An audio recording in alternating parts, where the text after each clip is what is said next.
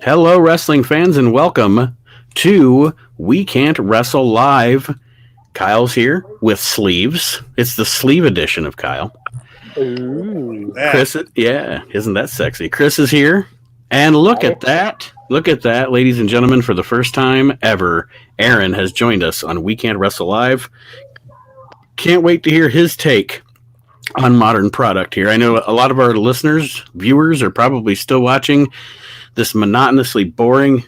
It's not boring. I don't want to say it's boring. These pay-per-views are too fucking long, though. Drawn out. Boring. It's like I was telling Chris before we went on the air. I checked out after the AJ match. I was done. Elimination Chamber should be 4 hours. No. I've checked out after the AJ fucking feud. Okay, Royal Rumble in 4 hours. Okay, I get it. SummerSlam, it'll be 4 hours. I get it. WrestleMania, if you're gonna make it 5, make it 9. But it's fucking Elimination Chamber. And the show in and of itself didn't have. Well, I don't know. Say what you want to say about Revolution, but at least it was only like 2.5, 3 hours long. Mm-hmm, like a pay-per-view should be. Yeah. Well, I want to welcome all of our viewers that are going to be viewing here live on Facebook and YouTube. Welcome to We Can't Wrestle Live. Aaron, if there's any way you can turn your mic up just a little bit. I don't know how to do that. All right.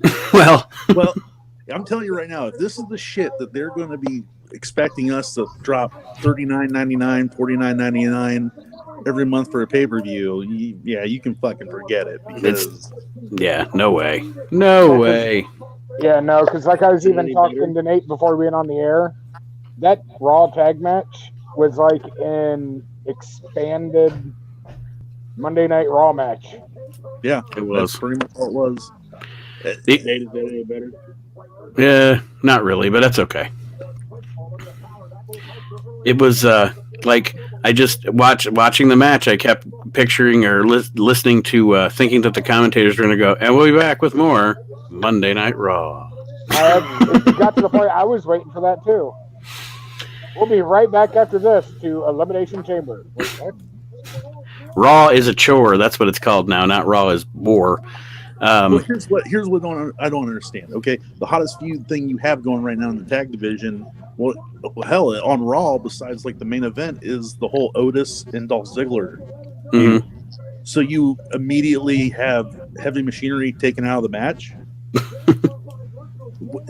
Why? Why was there no build with Dolph and Otis? And there's a reason that the crowd turned on that, because those guys are over. Dolph and Otis sounds like an old-timey, fucking vaudeville act. Yeah. My favorite part of that transition into making talkies. My favorite part of that though is everyone knew that Lucha House Party was in that simply as a fill-in because Revival's still on contract disputes, and the crowd knows it. And as soon as their pod opened, everyone's like, eh. And they were the best part of the match, frankly. Well, did anybody else find it really weird that they're like, all right, well, when it came down to Heavy Machinery and Dolph and Rude, thank you. When it came down to that, they said, well, we know who's going to be next because Dolph Ziggler and Bobby Roode won the match to be last. They still did the whole fucking, which pod's it going to be? I know, I thought the same thing. I was like, why are you even bouncing to that pod? It's like you just told us that. Matthew Wilczek says, what's up, guys? Welcome, Matthew, to We Can't Wrestle Live. So, as we're just... the pay-per-view. What's that? I haven't watched the pay-per-view yet. I haven't watched the pay-per-view yet. And I'm going to. Probably after this, I'm going to get drunk and watch it. You might need to be. So you're going to have more fun than we did watching it. I watched every show this week, and what I gathered is something that SmackDown has is they don't have a bad tag team division. That's probably the best division in their company is the tag team division SmackDown. Well, I just think they're all good teams. okay, I know you mentioned to me the other day that watching a lot of the modern product for the first time in a while, so you thought SmackDown was a pretty decent show. And Julian Munez is here. Julian, what's up? He says, "What is up, guys? What is up?" As we were just lamenting Julian on the Elimination Chamber pay-per-view and how it could have been a better show if it wasn't so freaking long. But let's start with Raw is a chore from this week. Discuss that a little bit. We won't discuss the whole show, obviously, because we've got an hour and there's 4 of us, so there's going to be a lot of voices here. But one thing that I wanted to start with, the fact that the opening segment with Lesnar and Drew was very effective. I thought that they did a good job with it. And, you know, for what anybody says about Brock Lesnar, when he wants to, that dude can sell. He can make somebody look like shit, but he can also make somebody look like gold. You know, and I think he's doing a great job putting Drew over. I.e. Braun Strowman. Yeah. I'm sorry. Yeah. Lesnar did no fucking favors for Strowman. Hey, everybody, give Julian's wife, Sky, a shout out. He says he loves her and he wants us to give her a shout out. Shout out to Sky. Hi, Hello. Sky. Stop. Get it? Because the sky's up. Never mind. Move on. Go. Kyle. Yes. Kyle brings the sleeves and his jokes just go in the toilet. I know. But, you know, shit like that's why your mic broke. you know what, Kyle? Kyle, I can't talk this week, though, after my Honky Tonk Man comparison on the podcast, so that created memes. Aaron's shaking his head disappointedly. But anyway, back to Lesnar. Do you know why Brock Lesnar is the best person on their show? On any show they have? Because he's the Brock Lesnar. Because he's the most believable?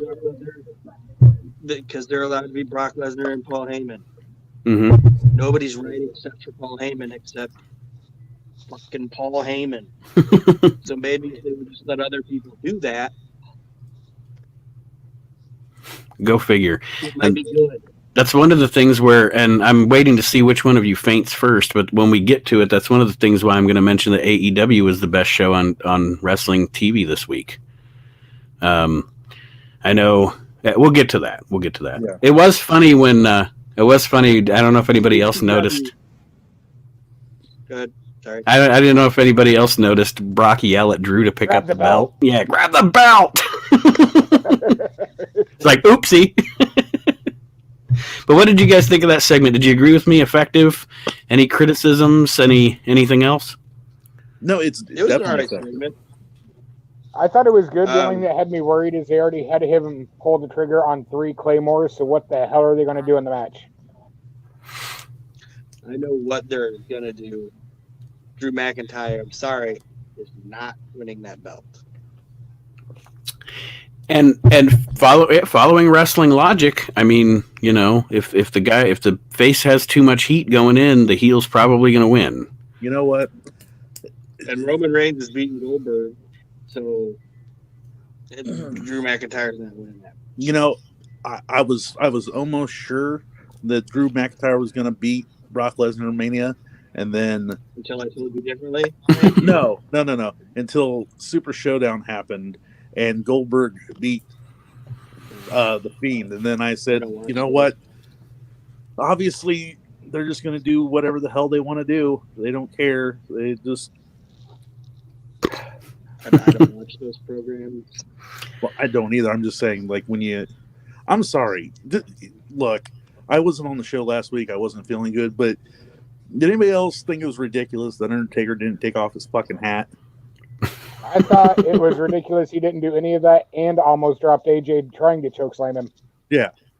I was like, watch the show. So did he come out to the Tom Jones song? Leave your hat on. Boom. Leave your hat on. Also, that's not going to be a singles match, I don't think. The Undertaker match? I don't think Undertaker and AJ are having a singles match. Yeah, I was going to bring that up too. I was wondering if they're going to do like the OC versus Taker and Black. I think it's going to be the OC versus Taker, Black, and Ricochet. I think it's going to be a 6-man tag. Undertaker, from what I understand, went at the end of that gauntlet thing and did like a 1-minute thing. Correct? Yep. Yes. It wasn't even a minute. Okay, He well, I literally don't think- came I out, think- chokeslammed, and that was it. It took him 5 Right, well, minutes I to get think- to the ring. Okay, well, that's what I'm saying. Mark Calloway, I think, knows he doesn't have an epic one-on-one match left in him. So let these two kids do their thing on his side of it. Then he tags in at the end, choke slams all of them, and 1, 2, 3, Undertaker wins.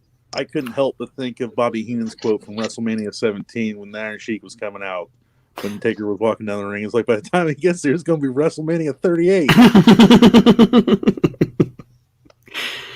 Wesley Kimber is here. What's up, Wesley? Hi, The Wes. Raw theme still sucks. Yeah, the Raw theme does suck. The band Griddle, whatever they're called. So we get the big reveal with Eric Rowan's Robo Spider. And okay, so here's my thing about this, all right? Here's my thing. Here's my guess. I hope that they were planning on it being a real spider, and then some ASPCA shit happened, and then they were like, well, we're just going to throw this out. Hopefully that's the last we see of that thing, and it was just a blow-off just to get rid of it, be done with it. Hopefully. Because Robo Spider is not ratings. Oh, Archie asked why Kyle has sleeves on. I knew that was coming. Archie Mitchell, welcome to the show. Thank you for being on. Archie? Thank you for being on the podcast this week, my friend. We learned some things about New Jersey we didn't know as Ohio boys and had some fun. Isn't no way Jose from like a third world country, so he's seen big spiders like that. The sad part about it is that like immediately the internet community was like, oh yeah, this is where you can buy that thing. It's like who in the hell thought that was a good idea? I mean, honestly. I'm more concerned if they're not going to do a blow off. Is it going to be we're supposed to believe it's real, or is it going to be a thing of everybody knows it's fake, but Rowan's retarded and thinks it's real? That would be Dude, better. funny. That would be actually be funny. Like only Rowan and Otis think it's real. That would be great. Yes. Otis is like Spider. All right. We also have had let me see here, the Andrade Garza Humberto Rey match could have been good, but once again drug on forever, went through 2 breaks. It's tedious. It's so tedious to watch. Aaron texted me earlier and said, full disclosure, I watch Raw on Hulu, the 90-minute, and I said, dude, I haven't watched a 3-hour Raw since 2013. Don't feel bad. I I have no time in my life to watch that show. It's too long. And even though it has at times its highlights, it's generally boring. It's scripted. It's not the Raw we used to love. Archie says you can get that spider on Wish for $3.99. The Wish version will... I wouldn't order anything from Wish. Right yeah, now. I was gonna say the Wish version will have 6 legs and then 2 little dildos on it or something. It's gonna come with the coronavirus.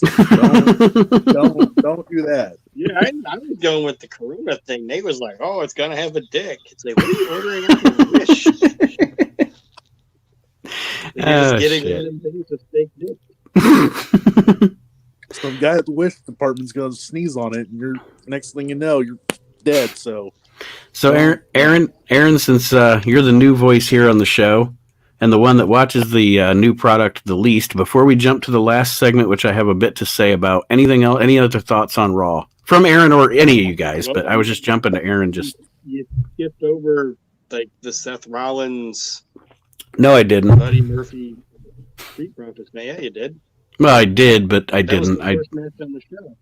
I know. I thought you were going in order. Not really. Ain't nobody got time for that shit. Anyway. So were you going to talk about that?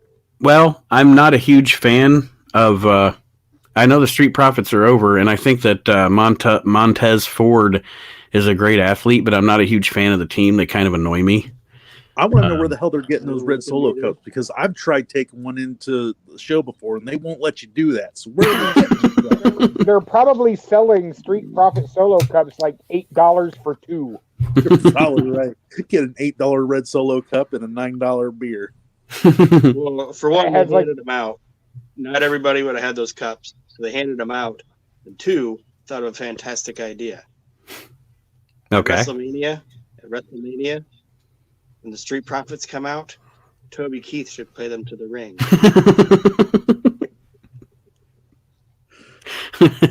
I don't know. I think he might still have a brand deal with TNA.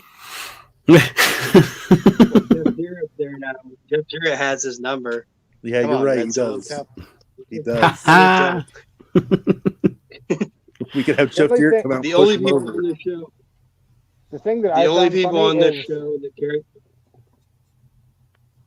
Go ahead. Go Sorry. ahead. I was just going to say the only No, thing the I only thought people was that carry. Feel like I'm on fucking CNN. Aaron first, then Chris. The only people that carried themselves like stars on this show are AJ and the OC, Brock, Seth, even though he's wasted. Seth is super wasted right now. And Randy Orton. Everybody else is just an afterthought. That's how I feel about Raw. Now, Chris, what were you going to say? about Never thought it the would Seth, be that way. the Seth thing that I thought was funny is he actually called Murphy Buddy, and that's the forbidden name now, Because you're only allowed to have one name, right? That's good shit, And I pal. completely agree with what Aaron's saying. I mean, look what they did with Ricochet. They were wanting to build him up and everything, and now they were like, you lasted 90 seconds against Brock. Now go out and lose to Mojo's buddy. Yeah. Apparently, Vince is giving up on him. Riddick, That's why I don't see him being a part of like a 6-man tag match with Baker and Black, because they just had him lose to what? I don't even remember his first name. The Moss guy. Riddick Gathering Moss. Yes. Yeah, that guy. Mojo's buddy. Yeah.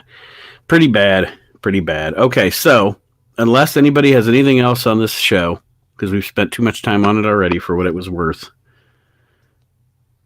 The only other thing I really had was that Becky looked like an absolute jackass. Yeah.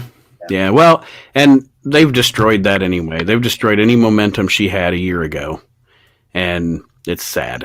And Randy Orton said, why couldn't Randy Orton's reason just be, I'm a prick? I was just about to say that was the one, the biggest. He's been a prick. He's been a prick his entire career.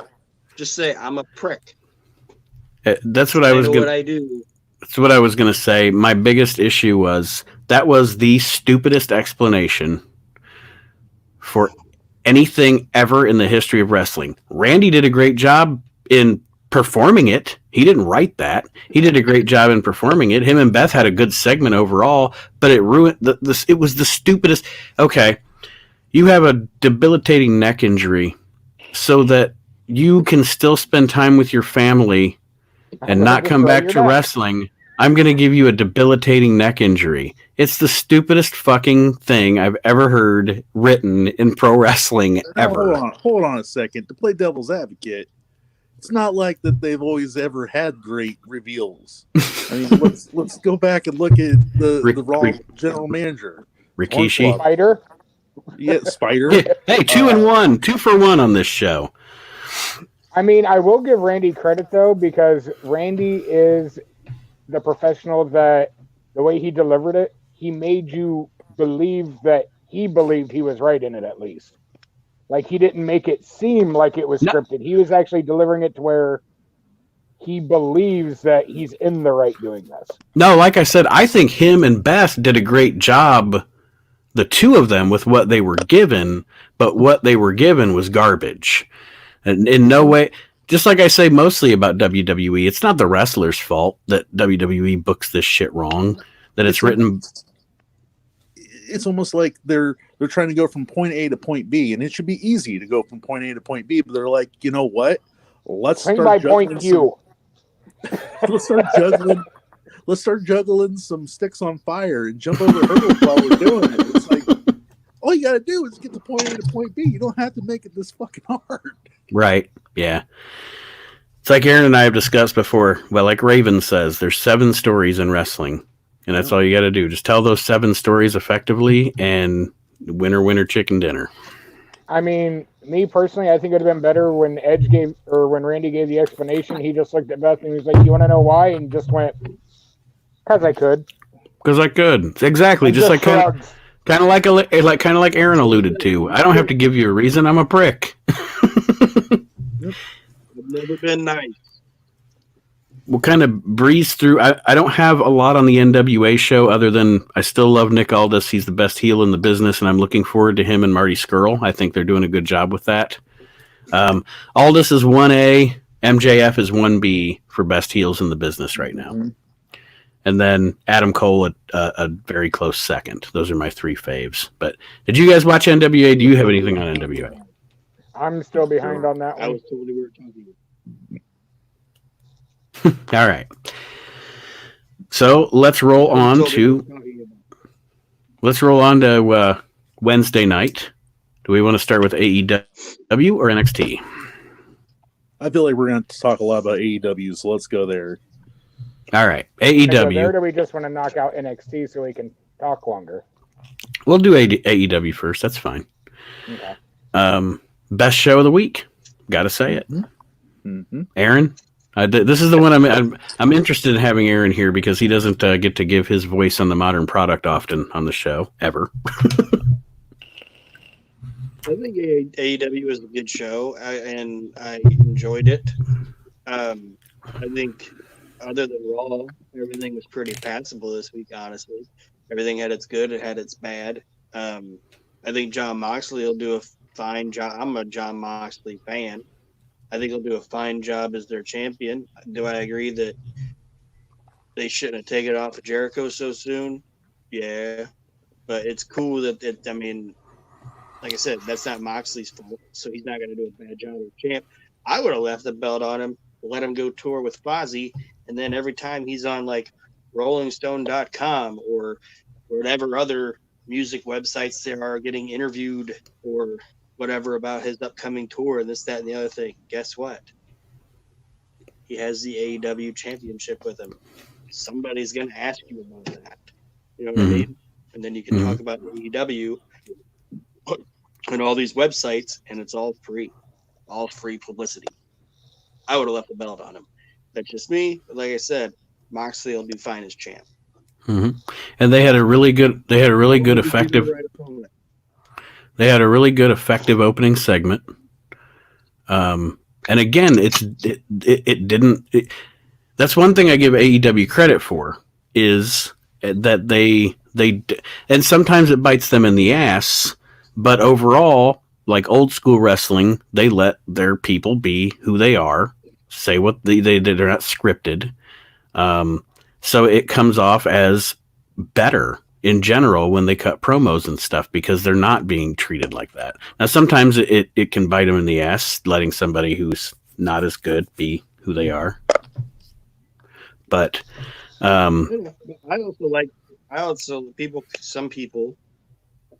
complain because it's like, oh, these guys don't look like they belong together. Sometimes I like it when a faction of guys don't look like they necessarily belong together. Mm-hmm. You know, it's more believable. Sometimes, I have friends that I don't look like I should be friends with them. You know, I mean, we all look like we should be friends, but I have other friends that I don't look like those people, but we're still friends. We might not necessarily walk in and just start bashing people with chairs and shit, but we hang out. You don't tell them shut your ass.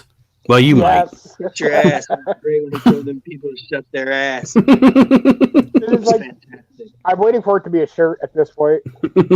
Oh yeah. So Chris Kyle, to me, he is and still is the best heel in the business right now, in my opinion.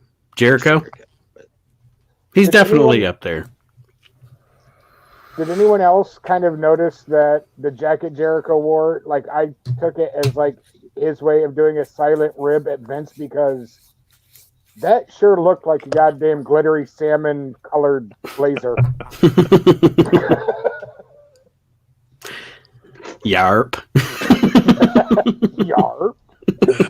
Jericho's that guy that he can wear whatever he wants, no matter how ridiculous it is, and it works. It works. Like the fact his sunglasses do not fit his fucking head.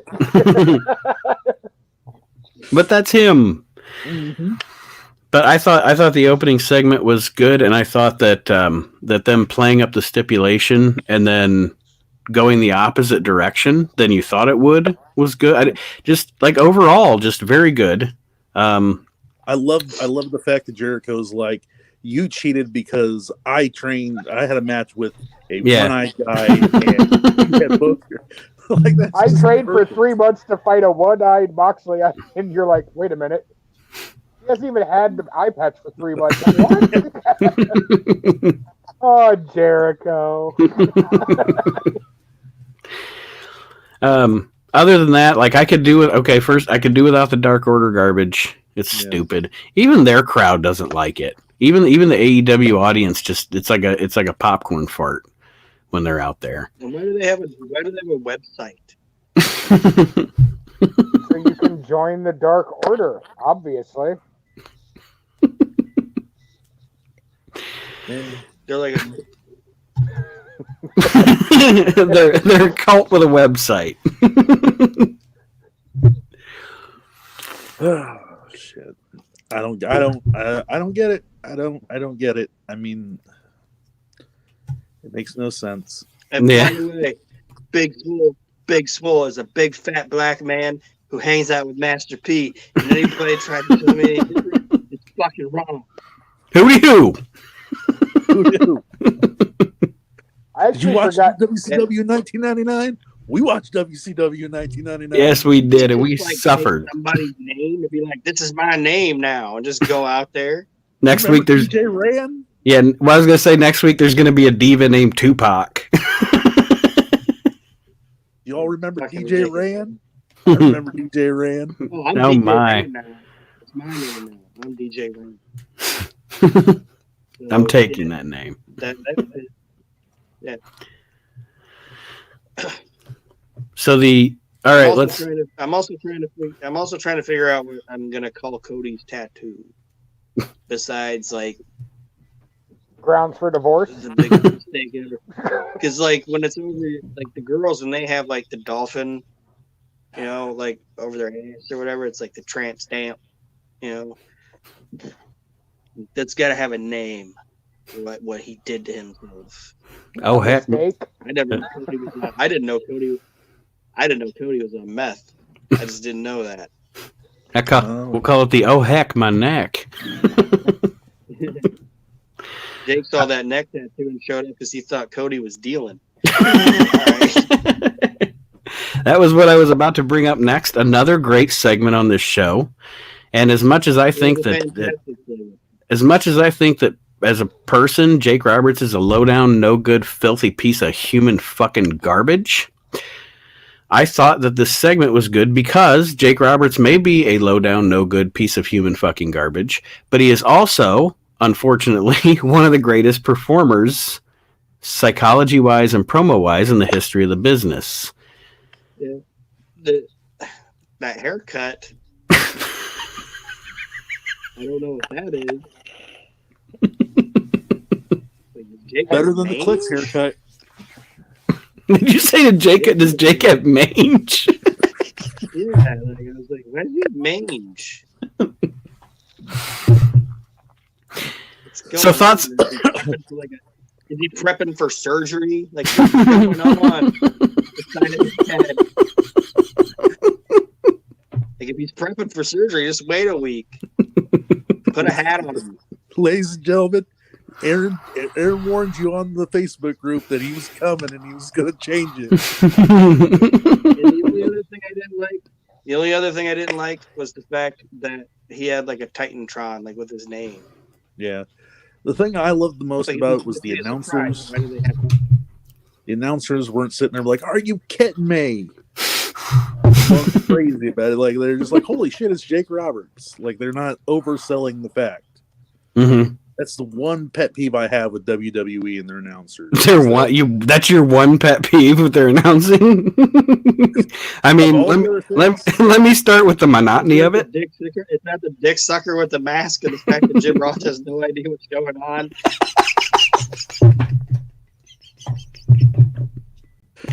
Oh shit. So trying to get back to this segment. I also read that Jake's getting paid in piss. So yeah. Pay Jerry Gray, you fuck. Matter of fact, Jake Roberts was in the back pissing in a bucket. They're like, Jake, we have restroom facilities. He's like, nah, just give me a bucket. Don't drink the piss, Jake. Only way I can go. Well, let's talk about the segment. Did you guys think it was effective? Because I did, and I thought Jake did a good job in the segment. I liked it. Go ahead, Chris. Go ahead, Wood. I liked it. My random thought and my idea is the client's going to be Brody Lee. That was kind of what I was thinking too. Because his no compete expired the Sunday after this AEW. And it makes sense. I'd rather see him feud with Archer. And it might be Archer. That's who I'd rather see Cody feud with. Maybe both of them. That's just. But and I like the fact that they're involving Arn Anderson in it, and they're involving Jake in it. But it's like we're going to be on the outside. Mm-hmm. Holy shit! That's how you use old stars. That's how you use, Well, if you look at the old WWF model, I know some of it was boring, but that's one thing that company did effectively was, you had like Albano and Blassie, these old wrestlers now come in. They have stables of wrestlers, and I think that can be an effective way to use these guys. And then Jake and Arn are both still in decent enough shape where they could have a little involvement on the outside with each other or what have you. But yeah, I mean, I think overall it was effective, and I agree. I think I like the fact that he brought Arn up, kind of dissing Arn there. And again, one of the better parts is that Cody didn't say nothing. Yeah, right. Cody didn't have a retort, because guess what? Jake was kind of right, Mm-hmm. And say what you want to say. Jake's ending line. God damn. I was told that never turn on your back on anybody that you fear or respect. And just fucking boom, threw the mic back. It was like, holy shit. And that's how you do pro wrestling. And the slight thing that I like too, though, is the fact that Cody caught the mic and just stared at it but didn't say anything. Yep. Mm-hmm. The sad part is WWE would be like, all right, so when you say, never turn your back on anybody's fear or respect, they'd be like, so I'm going to turn my back on you now. Yeah. They make sure you get that in. Get that in there.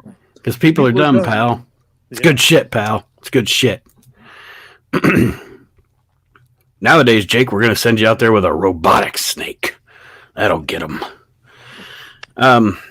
So, anybody... You remember those old little plastic snakes that...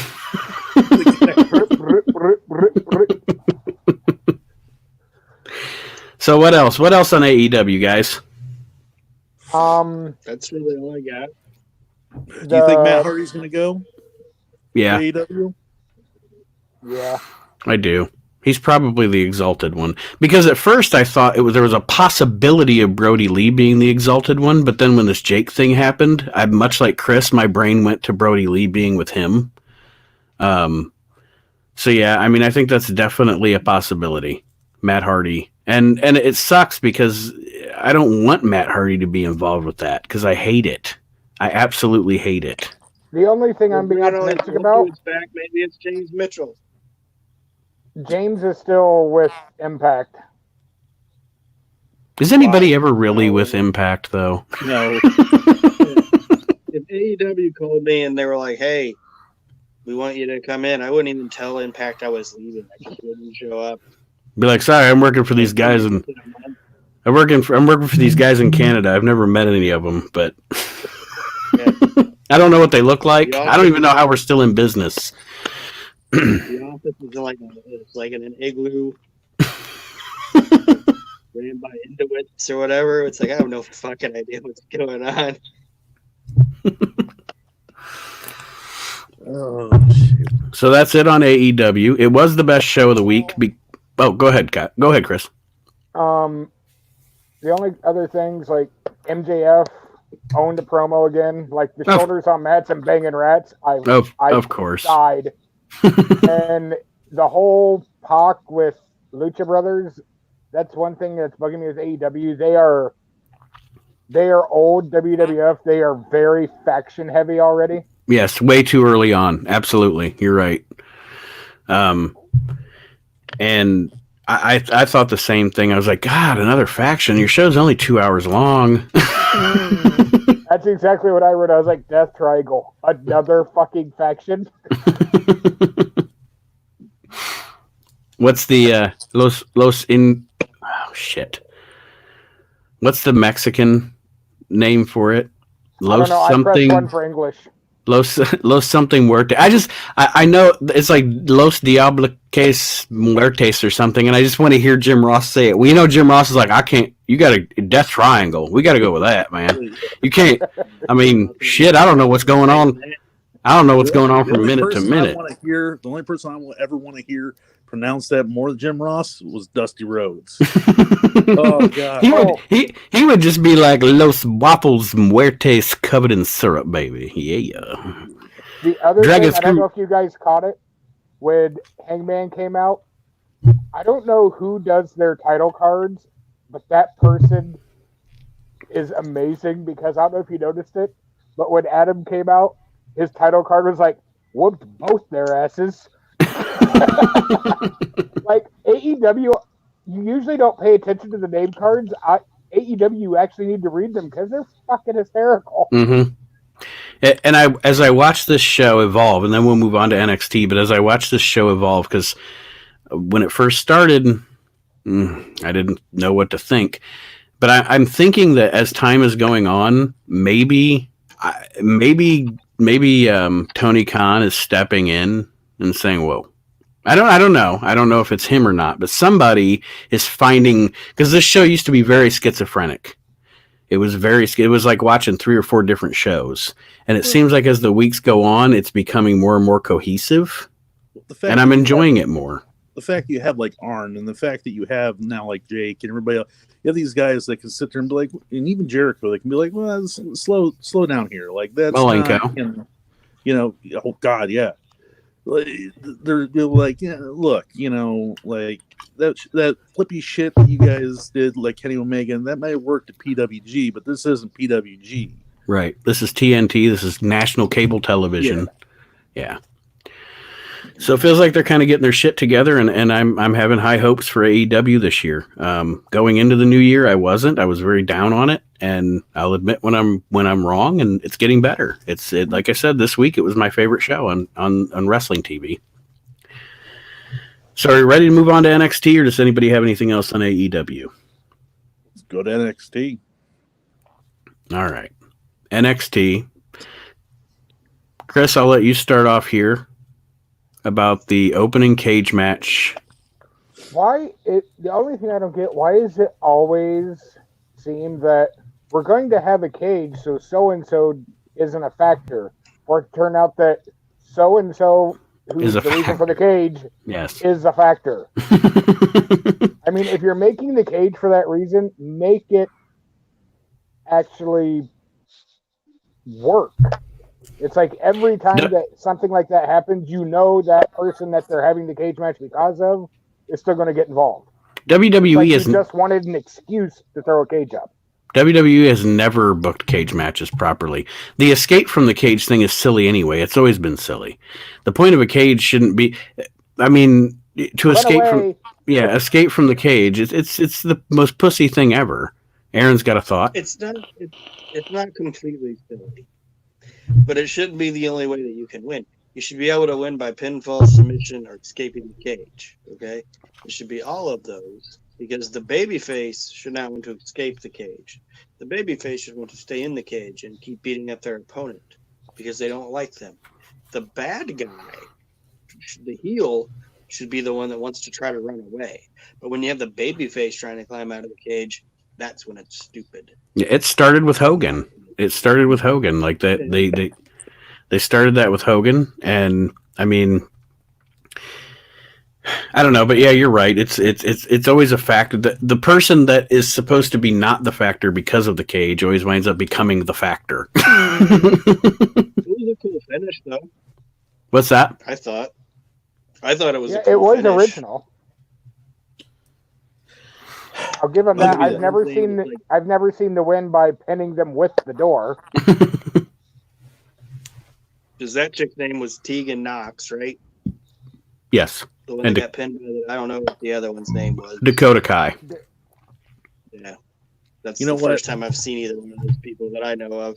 And they did all right. At least it's not like the Hell in the Cells where somebody will act like they're like seriously hurt, so then they got to open the cage to bring the paramedics in, and then in comes. Ha-ha. How many times have you seen that where the referee is like, "Oh God, the referee's killed. Like we need to."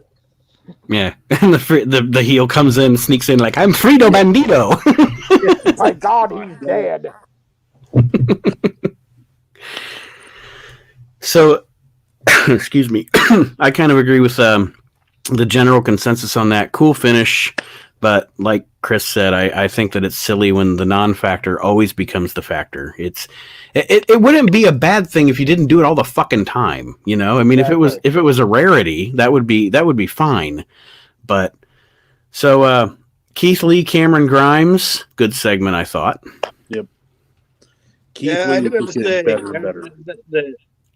the worst thing I saw this week on wrestling, you know what it was? What's that? Stupidest thing I've seen is that Shocky Blackbart chick. Whatever her name is. Fucking stupid. Shocky Blackbart is trash. She's wearing a fucking stupid helmet and she's riding around on a power wheel. It's like, what the fuck is going on? You're trash and you're not even any good in the ring. It's okay if you're okay if you're decent in the ring, you can have something silly like that. But no, I'm so Shocky glad, Blackbart. Aaron. I'm so glad we're not doing this like 2 weeks ago when she didn't even have a helmet that fucking fit right. Aaron would be having a heyday with that on top of it all. You're riding in a power wheel. You're wearing a fucking helmet that don't even fit. Can you imagine Dusty Rhodes with that one? Like that. I sell tanks like that for children. That was fucking stupid. Does she do that all the time? Does she do that all the time? Now she does. It happened after Sammy Guevara did it, mocking the whole invasion thing. Can you imagine Dusty Rhodes be like, he got a big wheel. That chick, He got a big wheel. that chick's got to go. If I was running anything with that and I walked in there and I saw her right out, I'd be like, "You're fucking go." And why is Robert Stone being Robert Stone and not wrestling? Can't explain that one. Those pants? Why was he wearing those pants? What's the deal with men's pants now? Why don't men wear pants that are actual pants? They go over their shoes. And those retarded ass, obviously fake glasses. I don't care about that. Whatever. Wear some pants that fit. Nate's dead. Yeah, it happens. Well, you know, I mean, that's. I thought the same thing though with Blackheart. I was like, Aaron is going to tear this chick apart.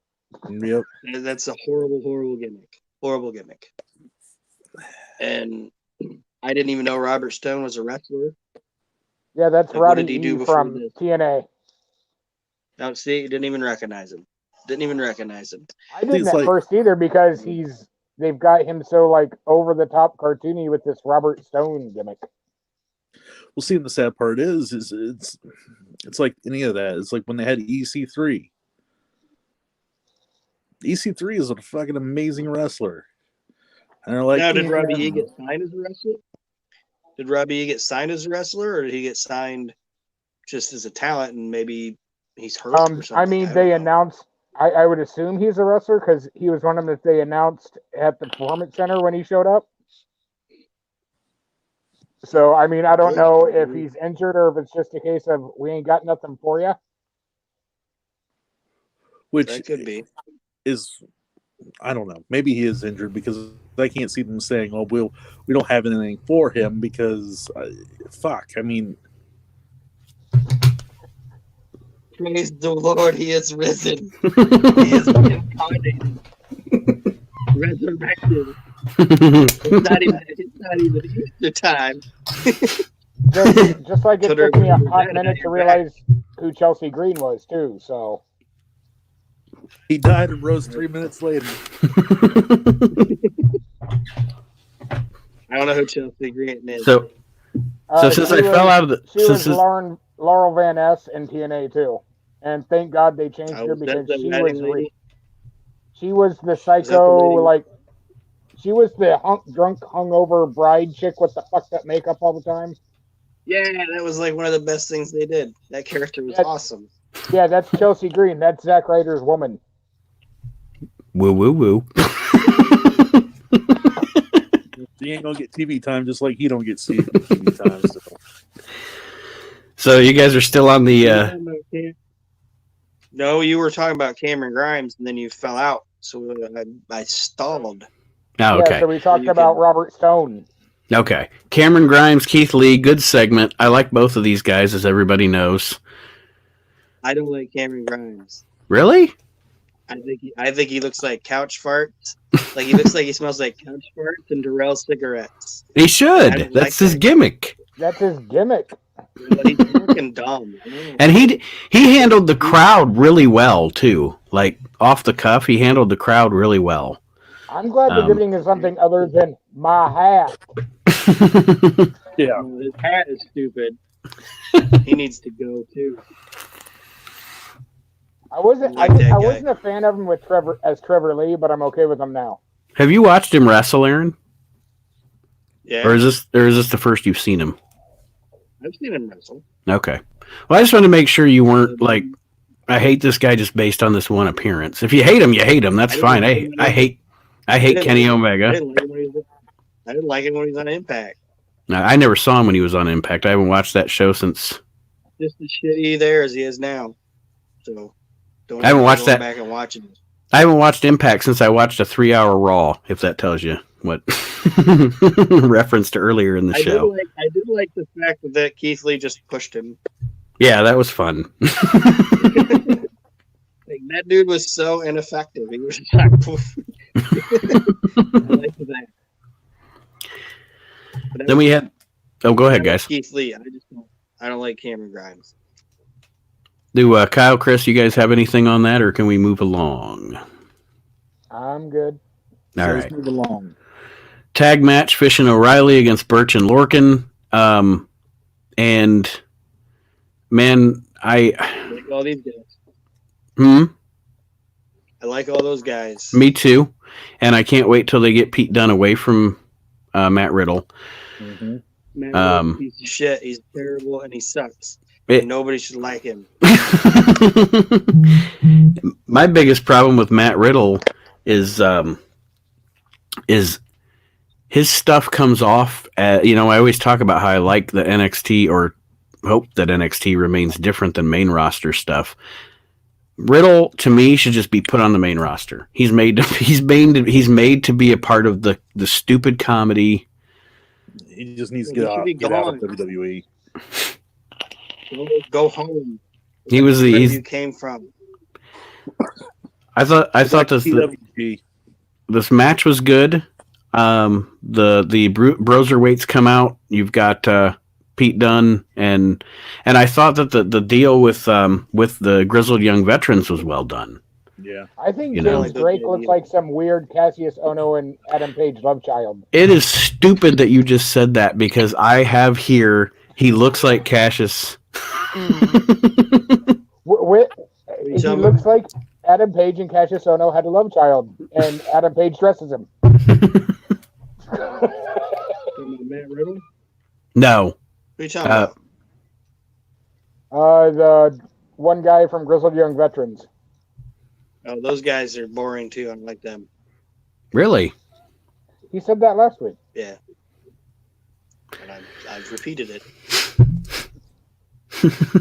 Well, all right. His feelings haven't changed in a week, so Nate can attest to one thing. I don't usually change my opinion on something. no, I don't think I've ever seen that happen. Once in a while. Once in a while. But I'm not changing my opinion on Shockey Blackbart, Matt Riddle, or the Fine Young Cannibals, whatever the fucking team name they have is. Not changing my opinion. So, Austin Theory. That guy's got some potential. That's why I was going to go around the group here and see everybody's opinion on Austin Theory. Because apparently WWE sees a lot in him. He ain't there yet, but he'll be there. Well, I told The you other the other guy night. that he wrestled. The other guy wrestled was boring, but Austin Theory will be something.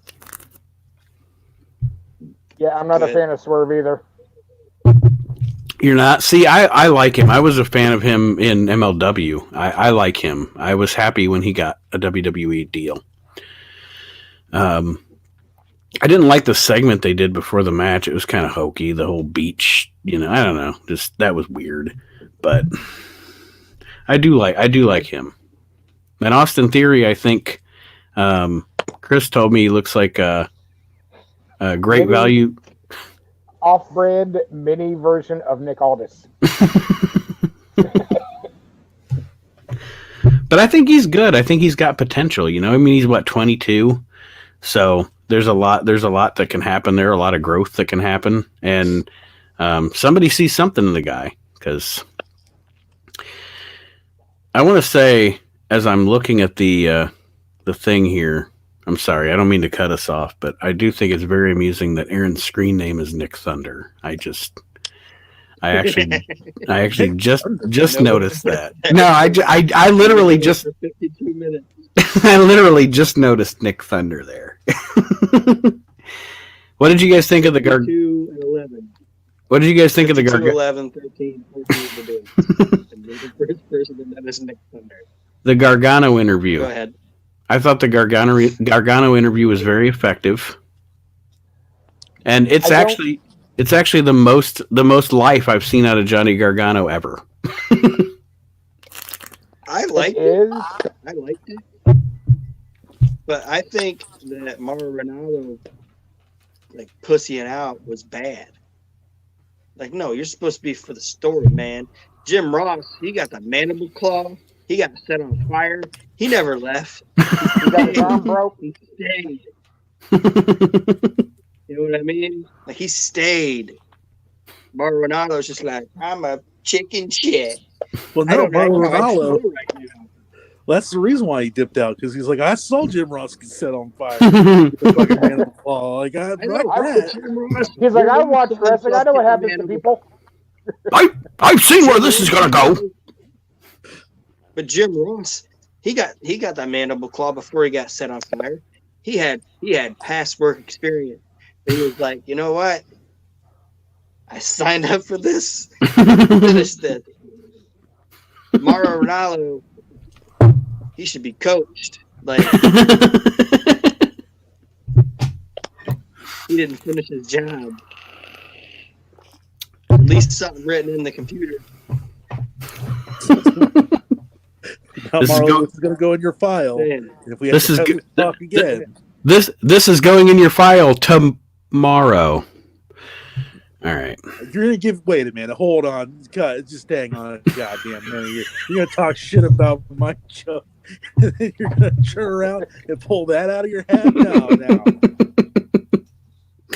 Hey, I was trying to be with the cool kids like Kyle with their shitty jokes tonight. All right. You're in the wrong crowd if you think I'm a cool kid.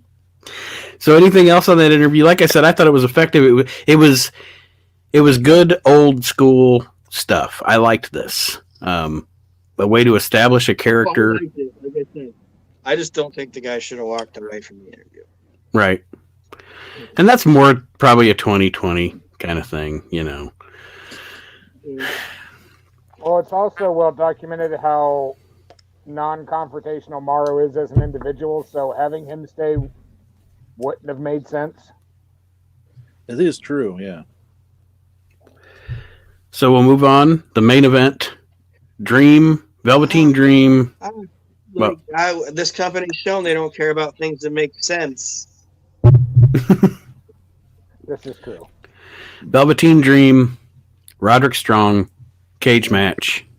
It was all right, but I didn't get the ending of it.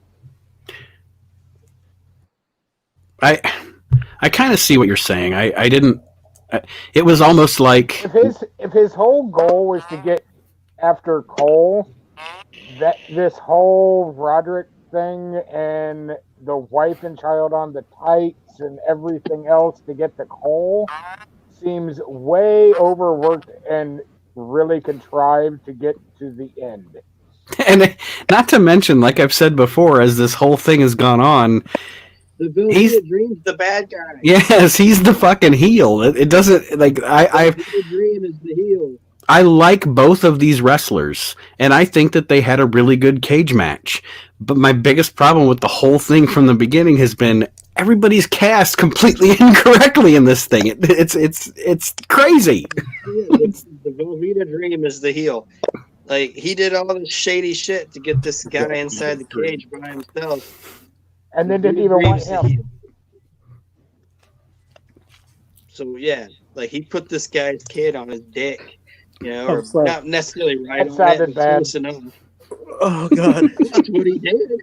That sounded so bad. No, Aaron, you got me with the Velveeta Dream.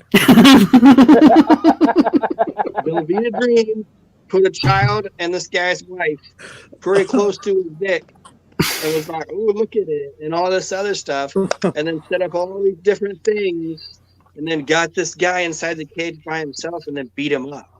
Velveeta Dream's a piece of shit and should be treated himself.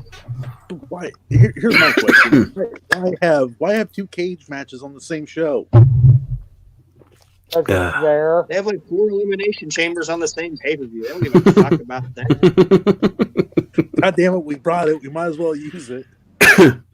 Maybe they TNA doing a whole fucking pay-per-view of cage. Maybe matches. if they figure they have so much product on the TV every week that nobody's watching an entire show. So, you know, this cage match can be for the ones that watch this part of the show, and this cage match can be for and then those of us that suffer through all of it just get to suffer through all of it. Yeah, I don't like the little platform either at the top of the cage. I don't like. Oh. No. Like, no, when somebody would jump off the cage, we would be impressive because they were standing on the top of the cage and didn't fall off. Now they're standing on a little platform. Now it's just another prop now. So last but not least, as we got to wrap up here soon, we're going to go over our hour, Rut-Row. Surprise. Anything from SmackDown? Because I don't care. I know, Aaron, you said you like... Sorry. Go ahead. That's okay. Aaron said he likes SmackDown. I like SmackDown. I think SmackDown's like the bastard child of these fucking shows. It's good. Is it just me? Or I'm waiting for Kevin Nash to get the click haircut next. I don't like the graphics, like not the opening graphics, and I don't like the floating shit. I don't like that. I think that's more a Fox Sports thing. No, WWE was doing it on their pay-per-views before Fox had anything to do with it. They were doing them on WrestleMania. They had giant pancakes and shit for New Day. It's the WWE. How do you think they convinced Fox to have it? They're like, look what we can do. SmackDown at least feels like a wrestling show. Raw doesn't. Alexa Bliss is on it, so I'm down with that.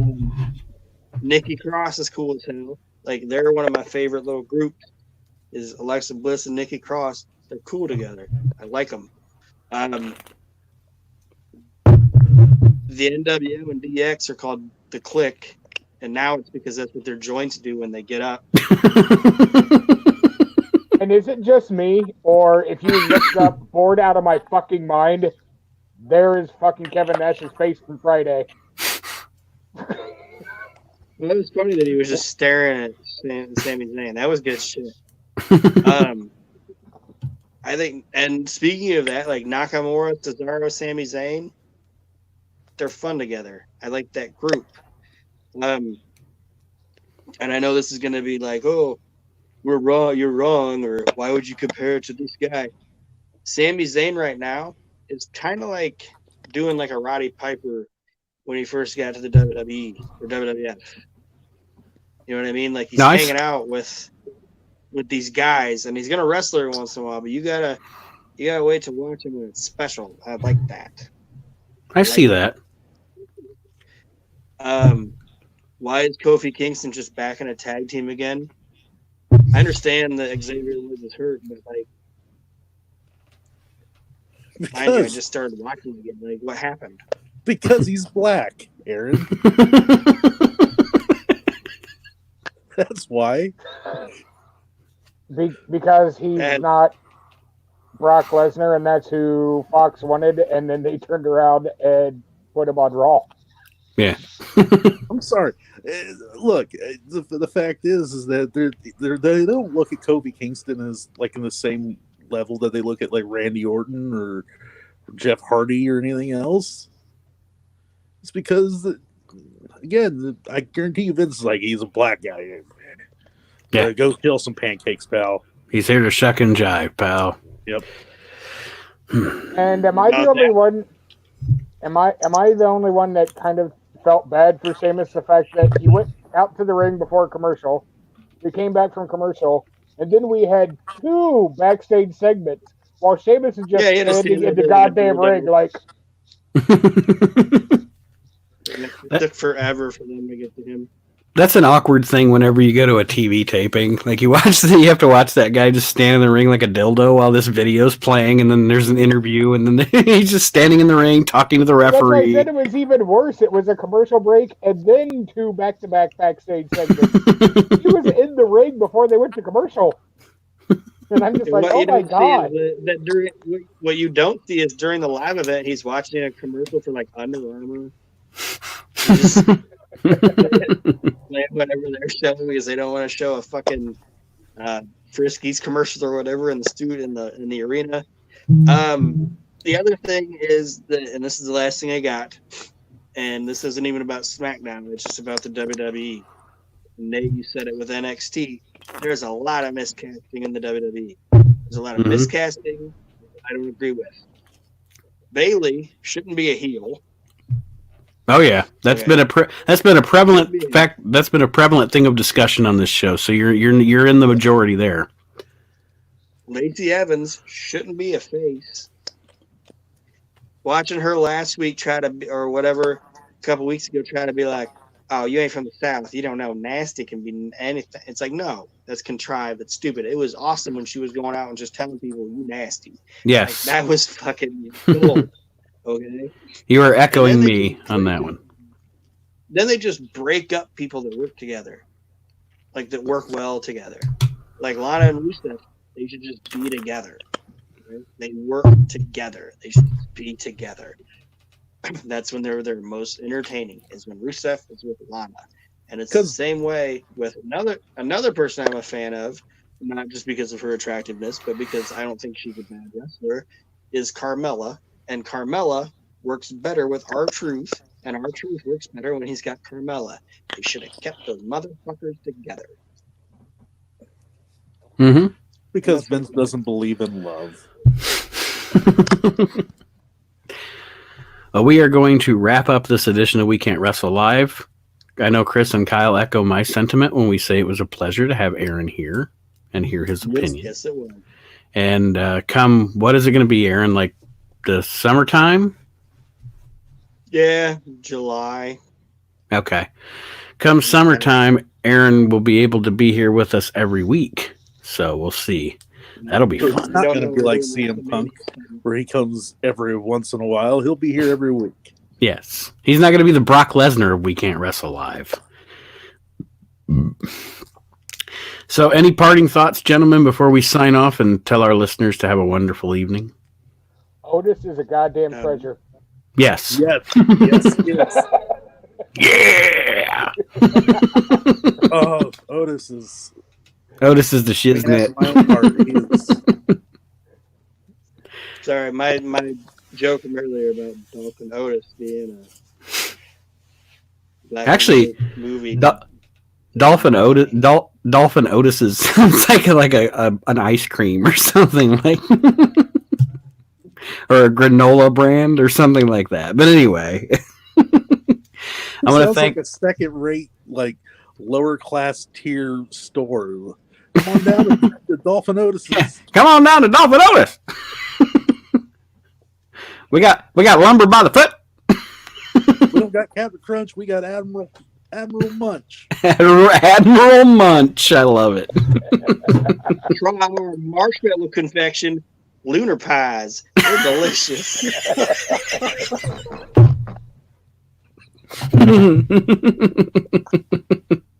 And on that note, I want to thank everybody for listening or for watching here. We Can't Wrestle Live. Go check out episode 89 of the We Can't Wrestle podcast right now if you have not yet. It was fun. Chris, Aaron, Archie, and myself, and Fred Willard. That's all I'm going to say. You have to listen to the show to figure out the memes. I'm not going to give you any spoilers here, and I'm not going to let Chris and Aaron bust my fucking balls anymore. That being said, we're going to sign off. Kyle, Aaron, Chris, thank you, gentlemen, once again for a great broadcast of We Can't Wrestle Live, and we will see everybody next week as the modern product continues to baffle me because AEW is the best show. Kind of weird.